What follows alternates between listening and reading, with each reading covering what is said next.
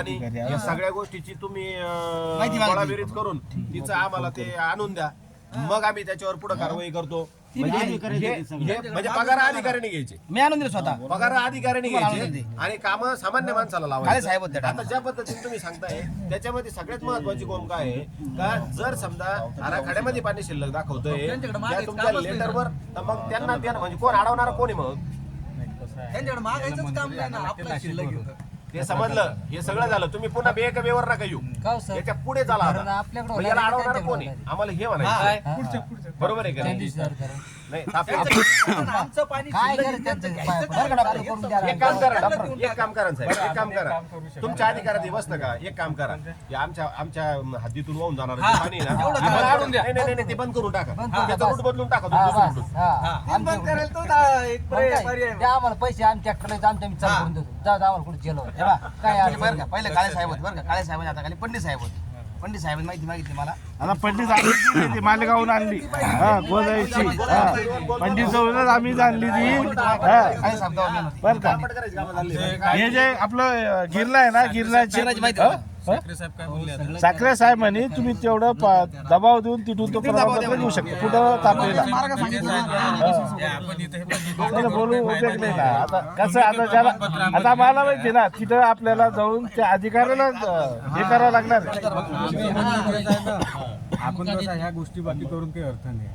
आता तिथे जर आपण एखाद्या मोठ्या मंत्री महोदयाकडे गेलो समजा, म्हणजे गिरीश महाजन साहेबांच्या वरचा का ते गिरीश साहेब सुद्धा तिथं येऊ शकतात. तर मुख्यमंत्री महोदयाचा जर त्याला फोन केला हे प्रमाणपत्र द्या, काही विशेष नाही. गिरीश महाजन काय करेल? मुख्यमंत्र्यांनी फोन केला तिकडे जाऊच नका नव्हतं. गिरीश महाजन नको तो तापी खोर नको, आपला पाणी तुम्ही वाचा ना, त्याच्यावर शिल्लक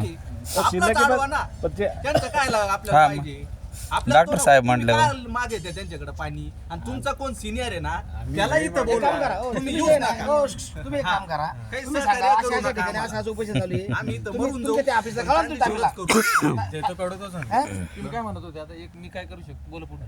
मी हेच म्हणून राहिलो की आपल्याला फक्त त्यांच्याकडून प्रमाणपत्र ते घ्यायचंच नाही ना, शिल्लक आहे त्याच्यावर लेवल आहे ना मुद्दा. लक्षात निघून झाले. ते भेटल्याशिवाय पुढचं प्रोसेस करता येत नाही. आणि नाशिकचे हे कागदपत्र मागितले. मला काय म्हणत, जाऊ त्यांचं घ्यायचंच नाही, त्यांच्याकडे पाठवूच नका ना.